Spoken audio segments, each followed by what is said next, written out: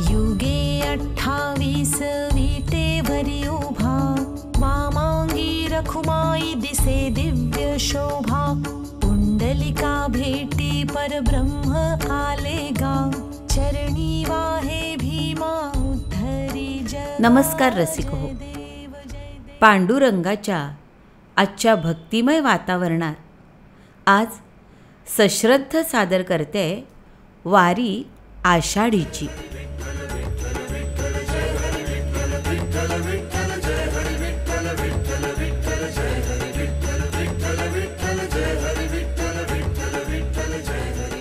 संवाद लेखन सौ आरती राजाराम परिचारक, पंढरपूर. आज आषाढी एकादशी. महाराष्ट्रातल्या वैष्णवांची आणि भागवत धर्मीयांची पवित्र दिवाळी. गळ्यात तुळशी माळा, कपाळाला अबीर बुक्का, डोक्यावर तुळशी वृंदावन आणि खांद्यावर भगवी पताका घेऊन लाखो वारकरी आज चंद्रभागेच्या वाळवंटी विठ्ठल नामाचा गगनभेदी गजर करतील. विठ्ठल उठे रोम रोमातून आली कुठून शिकानी. मराठी जनतेच्या जीवनात हे दोन सणच आहेत, आषाढी आणि कार्तिकी. या दोन सणांचा अपूर्व सोहळा फक्त पंढरीसच पाहायला मिळतो. अहो माऊली, आजकाल कुठल्याही साध्या कार्यक्रमाला व्हॉट्सॲप मेसेजेस करून, फोन्सवरून, फ्लेक्स लावून अशी कितीतरी निमंत्रणं पाठवली जातात. तरीही आयोजकांना उपस्थितीची काळजी असतेच. पण इथे हजारो लाखो वारकरी कुठल्याही आमंत्रणाशिवाय त्या पांडुरंगाच्या दर्शनाची आस ठेवून येतात. विठ्ठल नामाचा प्रचंड गजर करतात. कैवल्याच्या राशीच्या राशी आजच्या दिवशी पंढरपुरी येऊन पडलेल्या असतात. ना कुठली सक्ती, ना कशाचीही आसक्ती. असलीच तर ती फक्त निस्सीम भक्ती. पंढरीच्या वारकऱ्यांना ही मोक्षाची पेठ त्या दिवशी इनाम मिळालेली असते. पंढरपूर हे सकल तीर्थांचं आणि साऱ्या मंगलाचं माहेर आहे. सर्व चित्तांचा चोरटा, आनंदाचा कंद, भक्तांचा वत्सल आणि दिनांचा सोयरा हा विठुराया. सकल प्राणीमात्रांना भवपार नेण्यासाठी करकटी ठेवून चंद्रभागेच्या तीरी सदैव हा सिद्ध आहे. युगानुयुग भक्तांची वाट पाहत उभा आहे. त्याला सतत भक्तांची काळजी आणि सतत येणाऱ्या भक्तांची वाट पाहणं. सततच्या या भक्तांच्या मांदियाळीमुळे माता रुक्मिणी रुसून बसली. ती पांडुरंगाकडे तक्रार करायची, देवा, तुम्हाला आपल्या भक्तांसाठी भरपूर वेळ आहे, फक्त माझ्यासाठी तेवढा नाही. पण पांडुरंगानं या तक्रारीकडे अजिबात लक्ष दिलं नाही. माता रुक्मिणीच्या पांडुरंगाबद्दल अनेक तक्रारी असतीलच की. अहो, शेवटी स्त्री सुलभ भावच तो. कुणी कसंही बोलावलं की हे धावून जाणारच. कुणी कधीही येऊ देत, हे भेटणारच. कुणाचा मळा राखायला जायचं तर कुणाच्या गोवऱ्या थापायला. कुणाचं वाकळ धुवून दे, कुणाची माती मळून दे. नाथांच्या घरी पाणक्या म्हणून पाणी भर. सारं भक्तांसाठी. पुंडलिकानं दिलेल्या विटेवर युगानुयुगे उभं राहणं तिलाही आवडलं नसेल. तिलाही राग आला असेलच की. पण पांडुरंगापुढे तिचं चालणार आहे का काही? ती रुसली तरी भक्तांसाठीचा सगळा वेळ, त्यांची कामं, काळजी हे सगळं आहे तसंच राहणार आहे, हे तिला पण पक्क ठाऊक आहे. मग ती पण रुसली खरी, पण त्यांच्या मागे जाऊन उभी राहिली. बाप मुलांसाठी जसं न बोलता, व्यक्त न होता तळमळतो, त्यांच्याच कल्याणाच्या विचारांनी प्रेरित होऊन काबाड कष्ट करतो, तेव्हा आई तरी कशी मागे राहणार? हे तर प्रत्यक्ष आपले परमात्मा मायबाप. आई जरी रुसून मागे उभारली असली तरी तिच्याही डोक्यात मुलांबद्दलचीच काळजी. हे वेगळ्यानं सांगायला नको. असंच छोटं मनोगत माता रुक्मिणीनं मांडलं असेलच की. अहो अहो अहो ऐकलत का? काय बाई तुम्ही ऐकतच नाही. अहो कसं होणार माझं? मुलं काही दिवसात पोहोचतील घरी. किती किती तयारी करायची आहे. घर स्वच्छ करायचं आहे, सगळ्या खोल्या नीटनेटक्या करायच्या आहेत, वाण सामान आणायचं आहे, भरायचं आहे. लेकरं चालून चालून दमतील हो.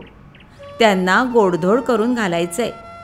निवृत्ती, ज्ञाना, सोपान, मुक्ता, एकनाथ, नामा, तुकोबा, चोखा, गोरोबा सगळीच येणार. मुलं आली की माझं घर कसं भरून जाईल. काढा ते कटेवरचे हात बघू आणि मदत करा बाई मला. केवढी कामं, केवढा मोठा कामाचा डोंगर उपसायचा आहे. तुमचं आपलं बरं असतं. नुसतं मंद मंद हसलं की मंडळीच्या पोटात अगदी आनंद मावत नाही. माझ्याकडे बघून हसले या कल्पनेनेच भारावून जाणारी आपली पोरं कधीच काही तक्रार करत नाहीत. जेवायच्या आवडीनिवडी नाही, पानात जे पडेल ते प्रसाद म्हणून खायचं. जिथे जागा मिळेल तिथे झोपायचं. जागा मिळेल तिथे आंघोळ करायची.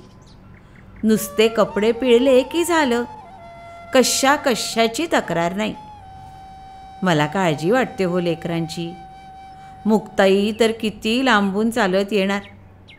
तिला चोळी बांगडी म्हणून काहीतरी द्यायला हवं बरं का. माझ्या मनात ज्ञानाला मांडे करून घालायचे आहेत.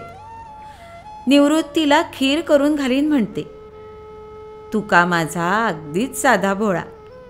त्याच्या आवडीनिवडीमुळी नाहीतच, पण त्यालासुद्धा काहीतरी छान करून घालेनच. आधी राहतातच मुलं 4 नाही तर 5 दिवस. सगळ्यांना जे हवं ते करून घालावं अशी माझी खूप इच्छा आहे. चालून चालून पाय दुखत असतील पोरांचे. तेल लावून देईन म्हणते. मुलं आली की घर कसं भरून जातं. इकडं तिकडं बघायला पण सवड मिळणार नाही, म्हणून आधीच तयारी करून ठेवावी म्हणते. म्हणजे त्यांच्याजवळ जरा बसता येईल, त्यांच्याशी बोलता येईल, गुजगोष्टी करता येतील. नेहमीप्रमाणे मंद मंद हसत विठू माऊली म्हणाली, अगं नको करू इतकी काळजी. मुलं आपली आहेतच गुणी. येतील, बसतील, बोलतील, परत आपल्या वाटेनं निघून जातील. अगं वाटेत काळजी घ्यायला मी असतोच की तयार. काही अडचण येणार नाही हं मुलांना. श्रोते हो, भाव असेल तरच देव दिसेल. भाव तोची देव असं संतांनी ठायी ठायी सांगितलं आहे. भाव तैसे फळ न चाले देवापाशी बळ. तुका म्हणे केले मन शुद्ध हे चांगले. देव दगडाचा असतो आणि देवळाची पायरीही दगडाची असते. एकाची आपण पूजा करतो आणि दुसरीवर आपण पाय ठेवतो. नळातून पाणी वाहतं आणि गंगेतूनही पाणीच वाहतं, पण नळाच्या पाण्याला कुणी तीर्थ म्हणत नाही. विठुरायाप्रती असलेल्या भावामुळेच दगडाला देव पण येतं आणि गंगोदकाला तीर्थ पण येतं. उत्कट भक्तिभावानं ओथंबलेल्या आपल्या अभंगवाणीने माऊली अशी जिला पदोपदी हाक मारली आहे, त्या महाराष्ट्राच्या विठोबा माऊलीच्या चरणावर आजच्या आषाढीच्या दिवशी माथा ठेवून त्या माऊलीला प्रार्थना करावीशी वाटते. बा विठ्ठला, हे दोन्ही हात कमरेवरून जरा खाली कर आणि समस्त मानव जातीला समज दे. तुझे दोन्ही हात उंचावून संपूर्ण भारतवर्षालाच नव्हे तर विश्वशांतीसाठी आदेश दे. सर्वसामान्य माणसांना सुख लाभण्यासाठी आरोग्य, वाढत चाललेली मानवी क्रौर्याची पातळी, कोलमडून पडत चाललेली कौटुंबिक व्यवस्था, शेतकऱ्यांवर येणारं अवकाळीचं संकट, भ्रष्टाचाराचं सुलतानी संकट, वाढती बेरोजगारी, या सगळ्यावर मात करण्यासाठी बा विठ्ठला तुझ्या आशीर्वादाची गरज आहे. आज लाखो वारकरी चातकासारखी तुझ्या चमत्काराची वाट बघतायत. त्यांना दूर लोटू नको, त्यांना आधार दे. मग बघ हे समस्त भारतवर्ष पुन्हा एकदा जगाच्या नकाशावर ठामपणे उभं राहील. करशील ना आमची विनंती मान्य? होय, खात्री आहे आम्हाला. भक्तांना पावण्याची तुझी प्राचीन परंपरा आहे. समस्त मानव जातीला विवेक आणि वैराग्याची शिकवण दे. त्यासाठी आम्ही जीवाच्या आकांताने तुझा जय जयकार करू. पुंडलिक वरदे हरी विठ्ठल, श्री ज्ञानदेव तुकाराम, पंढरीनाथ महाराज की जय. रामकृष्ण हरी. आषाढे कार्तिके भक्त जन येती, हो साधू जन येती.